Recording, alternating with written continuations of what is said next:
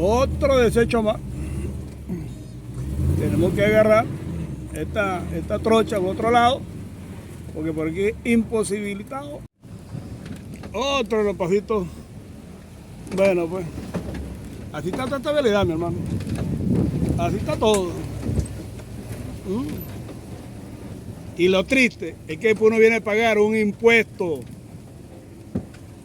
Hay que pagar los trimestres. Este es lo triste aquí, el campesino, del productor. Que entonces para andar con su vehículo por esta trilla, tiene que pagar los trimestres. Y seguimos pues, viendo la vialidad del sector de Cuya.